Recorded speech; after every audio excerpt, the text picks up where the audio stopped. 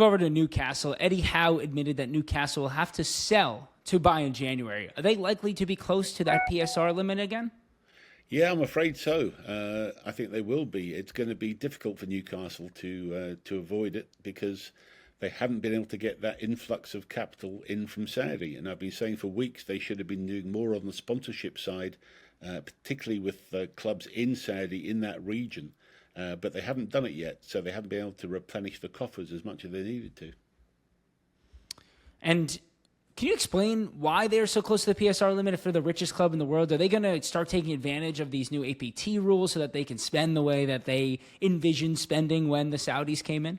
Well, they're going to have to do something about that, and they're going to have to certainly get some sponsorships in quickly, and hopefully they've got plans to do that. The facts are, though, quite simple. Newcastle have spent about £400 million on players since the Saudis have come in. That's a lot of money. And, so it is, but basically you can't spend more than you're earning. And at the moment, until they get that earning side back up, they're going to be very tight on PSR. Now, it's going to be difficult for them to decide who they can sell. They brought in some great players. I mean, it's not long ago we had Bruno Guimaraes, we've had Tonali, some big expenditure, Anthony Gordon. I say it's nearly 400 million when I checked the amount they've spent. So that's a big number, and so they've got to get those revenues back up, and it's got to come from sponsorships, and I think more global sponsorships. Man United were very good at this in terms of doing regional sponsorships in different countries globally. Newcastle have got to really milk the Middle East and the Gulf region and getting some bigger sponsorships in, and I think that's on their commercial director to do that as soon as possible. And a new report has shown that PIF are involved with Sevilla, Espanyol, Valencia, Sporting, Juventus, and FK Sarajevo. What does that mean for Newcastle? Are they the potential head of a multi-club model, or PIF is just kind of diversifying it in a way? Well, I haven't seen that actual report, but I know that there has been talk since they first took Newcastle about multi-club situations. There's been a lot of talk and a lot of ideas thrown around. I think they're still in that process right now. I don't think there's any clear direction.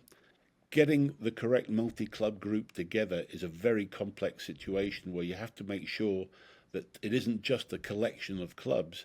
It's where each club can be complementary to each other and support players in their journey through their careers at different times in their careers and their development.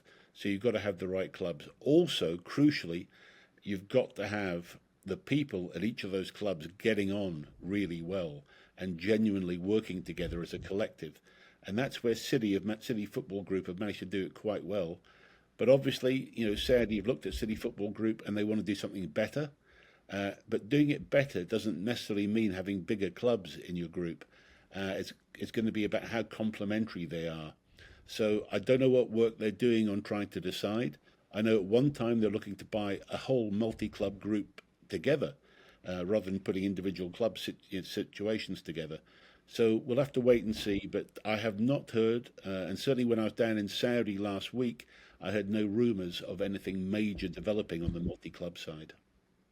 And they are in talks with Santa Cruz from Brazil as a club potentially to get in the mix in this model, or are those links starting to die down? I think there's rumours all the time. I think they're going to be linked with every major club at the moment. It probably makes great sense for agents or for clubs in Brazil who are looking for buyers to put these sort of rumours out. But certainly, as I say, nothing firm that I've heard. And I did talk to a lot of the key Saudi contacts last week when I was there, but nothing I could report at this stage.